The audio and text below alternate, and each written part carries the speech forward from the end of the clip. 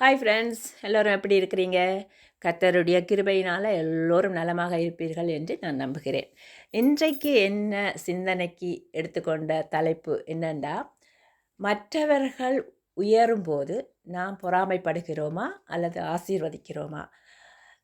அடுத்தது, நம்மை பார்த்து மற்றவர்கள் நமக்கு விரோதமாக பேசும்போது நாமும் எங்களுடைய குரலை உயர்த்தி பேசுகிறோமா அல்லது அமைதியாக இருக்கிறோமா? கொஞ்சம் சிந்தனைக்கு எடுத்துக்கொள்வோம். இன்றைக்கு எண்ணாகமம் 12ஆம் அதிகாரத்தை தியானிக்க கர்த்தர் எனக்கு கொடுத்தார். அந்த விதத்திலே நம்முடைய வாழ்க்கை பயணத்தில் நாம் எல்லோரும் சந்திக்கிற ஒரு பெரிய சவால் ஒப்பீடு என்பது. அடுத்தது பொறாமை. ஒருவருக்கொருவர் அன்பு காட்ட வேண்டிய இடத்தில் மற்றவர்களின் வளர்ச்சியை பார்த்து முணுமுணுக்கிற குணம் இன்று குடும்பங்கள்லேயும் இருக்குது, ஊழியங்கள்லேயும் இருக்குது, ஏன் சமூக வலைத்தளங்களிலும் கூட இந்த மாதிரியான எண்ணங்கள் இருக்குது. இப்போ எண்ணாகமம் 12ஆம் அதிகாரம் நமக்கு 3 முக்கியமான பாடங்களை கற்றுத்தருகிறது. அதாவது, இந்த ஒருவருடைய உயர்வை பார்த்து, இப்போ தேவ மனிதன் ஒருவருடைய உயர்வு, அவருக்கு கொடுக்கப்பட்ட வரங்களினால் அவர் நோய்களை குணமாக்க, அதை கர்த்தருடைய கிருபையினால் அந்த நோய்கள் குணமாகும், விடுதலைகள் கிடைக்கிறது. இந்த மாதிரி செய்யும் போது அவர்களுக்குள்ளே இருக்கிற அந்த ஞானத்தை, அந்த வரத்தை பார்த்து நாம் எப்படி இருக்கிறோம்? அதாவது, நாம் பொறாமைப்படுகிறோமா அல்லது அவர்களை வாழ்த்துகிறோமா, ஆசீர்வதிக்கிறோமா என்றது ரொம்ப முக்கியம். இப்போ பாருங்கள், இந்த எண்ணாகமம் 12ஆவது அதிகாரத்தில் ஆரோனும் மிரியாமும் மோசேயினுடைய சகோதரர்கள், ஒரே குடும்பம். இப்போ மோசே ஒரு எத்தியோப்பிய பெண்ணை விவாகம் பண்ணுறாரு என்று இவர்களுக்கு பிடிக்கல. அது ஆரோனுக்கும் மிரியாமுக்கும் பிடிக்கல. அதனால் அவர்கள் அதை குற்றமாக சொல்கிறாங்க. அதுக்கு காரணம் அவர்களுக்கு உள்ளே இருந்த அந்த ஒரு எப்படி சொல்கிறது, ஒரு பொறாமை தான். ஏண்டா ஒரு இடத்துல சொல்கிறாங்க, கர்த்தர் அவனோடு மட்டுமா பேசுகிறார், எங்களோடும் பேசவில்லையா அப்படின்னு சொல்லிக்கல. அது ஒரு பொறாமையின் வெளிப்பாடு. ஒரு தேவ மனிதனை பார்த்து இவர் மட்டும்தான் நான் செய்கிறாரு, நானும் தான் செய்கிறேன் அப்படின்னு சொன்னால் அது ஒரு பொறாமையின் வெளிப்பாடு தான். ஒருவருக்கு கர்த்தர் ஏதோ ஒரு வரத்தை கொடுத்திருந்தா அதை அவர் வெளிப்படுத்தும் போது இவன் மட்டும்தான் செய்கிறான், நானும் தான் செய்கிறேன் என்று சொன்னால் அது பொறாமையின் வெளிப்பாடு. அது நம்ம செய்யக்கூடாது. இன்றைய நடைமுறையை பார்த்திங்கன்னா, நம்முடைய அண்டை வீட்டாரோ அல்லது உடன் பணி புரிபவர்களோ அல்லது சபையில் உள்ளவர்களோ உயரும்போது அந்த மகிழ்ச்சியை நம்மால் ஏற்றுக்கொள்ள முடிகிறதா? அல்லது அவனை விட எனக்கு திறமை இல்லையா என்று முணுமுணுக்கிறோமா? பிறரின் ஆசீர்வாதத்தை வாயால் குறை சொல்லுவது தேவனுடைய ஆளுகைக்கு எதிராக குரல் கொடுப்பதாகும். பிறருடைய ஆசீர்வாதத்தை, ஒருவருடைய உயர்வை நம்ம குறை சொல்லும்போது தேவனுடைய ஆசீர்வாதம் எங்களுக்கு தடைப்பட்டு போகிறது. இப்போ பாருங்க,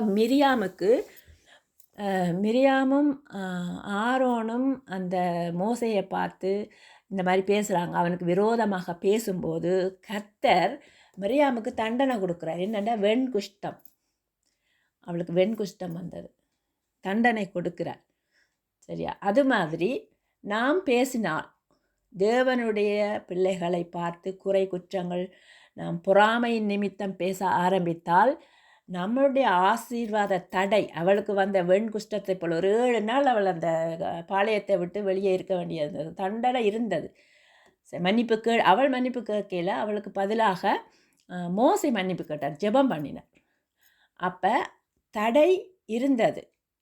அதே போல் நாங்களும் குறை சொன்னால் என்ன ஆகும் என்றால் எங்களுக்குள்ள அந்த கர்த்தருடைய ஆசீர்வாதம் தடைப்படும்.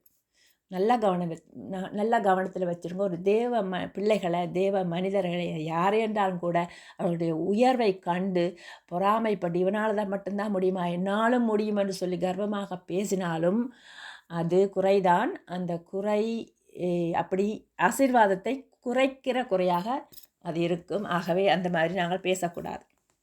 இந்த அதிகாரத்தில் அடுத்தது ஒன்று நம்ம இந்த மாதிரி பேசக்கூடாதுன்றது ஒன்று வெளிப்படுகிறது. ரெண்டாவது பார்த்திங்கன்னு சொன்னால், இவர்கள் விரோதமாக குறை சொன்னாலும், விரோதமாக பேசினாலும், ஆரோனும் மிரியமும் பேசினாலும் மோசே சாந்த குணமுள்ளவர். அவர் ஒன்றுமே பேசலை, திரும்ப எதிர்த்து ஒன்றுமே பேசலை. அவரை பற்றி கர்த்தர் அந்த வசனத்தில் இருக்குது பாருங்க, மோசேயானவன் பூமியில் உள்ள சகல மனிதரிலும் மிகுந்த சாந்த குணமுள்ளவனாய் இருந்தான். மனிதர்கள் எல்லாரிலும் சாந்த குணம் உள்ளவர்கள், உலகத்தில் இருக்கிற எல்லா மனிதரிலும் சாந்த குணம் உள்ளவன் யாருண்டா மோசே. இந்த அதிகாரத்தின் மிக முக்கியமான வசனம், மோசே பூமியில் உள்ள சகல மனிதரிலும் மிகுந்த சாந்த குணம் உள்ளவனாய் இருந்தான். வசனம் 3. அப்போ எதிர்ப்புகளும் விமர்சனங்களும் வந்தபோது நமக்கு எதிராக வரலாம். மோசே எப்படி தற்காப்புவாதம் எதுவுமே செய்யலை, பதிலுக்கு திட்டலை, அவன் மௌனமாக இருந்தால். ஆனால் இன்று நாங்கள் நடைமுறை எப்படி இருக்குன்னா, இன்றைக்கு ஒருவர் நம்மை பற்றி தவறாக பேசினால் 10 பேர்கிட்ட அதை பற்றி பேசி நம்முடைய தரப்பு நியாயத்தை நிலைநாட்ட நாங்கள் துடிப்போம். ஆனால் மோசே என்ன செய்கிறாருண்டா, அமைதியாக இருக்கிறார். அவருடைய சாந்த குணம் எப்படி இருக்கிறது?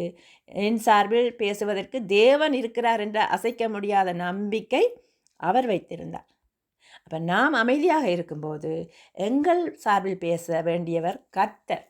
நீங்கள் சும்மா இருங்க, கர்த்தர் யுத்தம் பண்ணுவார். அப்போ நாம் பதிலடி கொடுக்க தேவையில்லை. மோசேயை போல நாங்கள் உண்மை உள்ளவராக இருக்கணும் ஃபஸ்ட்டு.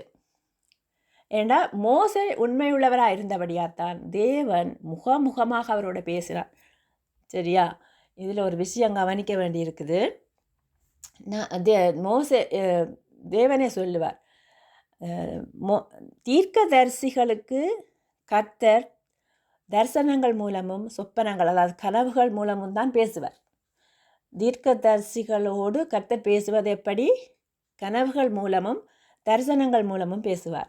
ஆனால் மோசேயோட அவன் உண்மை உள்ளவனாக இருக்கிறபடினால மோசேயோட கர்த்தர் முகமுகமாய் நேருக்கு நேர் பேசினார்.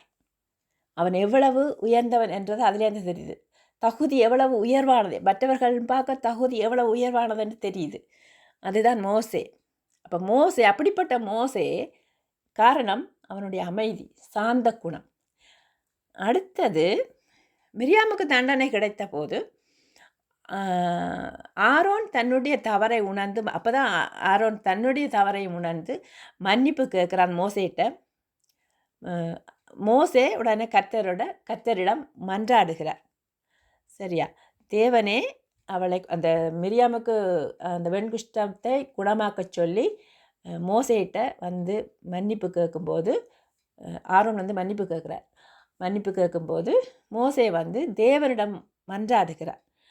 தேவனே அவளை குணமாக்கும் என்று மன்றாடுகிறார். அங்கே தான் மோசே ஒரு தலைவனாக உயர்ந்து நிற்கிறார். அதாவது தன்னை ஒருவர் எதிர்க்கிறார், எதிர்த்தவருக்கு எதிராக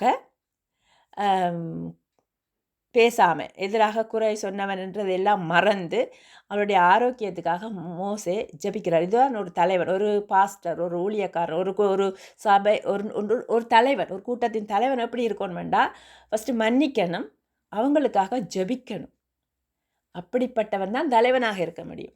இன்றைய நடைமுறை, நம்ம காயப்படுத்தியவர்களுக்காக, நம்மை பற்றி தவறாக பேசியவர்களுக்காக நாம் ஜெபிக்கிறோமா? அப்படி நாங்கள் ஜெபிக்கும் போது தான் நாம் கிறிஸ்துவின் சாயலுக்குள்ளேயே வருகிறோம். மன்னிப்பதும் அவர்களுக்காக மன்றாடுவதுமே நம்மை பெரியவர்கள் ஆக்கும். ஒன்று, நாங்கள் அவர்களுக்காக ஜெபிக்க வேண்டும், அமைதியாக இருக்க வேண்டும், தேவ மனிதர்களை பார்த்து குறை சொல்லக்கூடாது. இன்றைய நாட்களில் நமக்கு தேவைப்படுவது, நம்முடைய நாவை நாங்கள் காத்து கொள்ள வேண்டும்.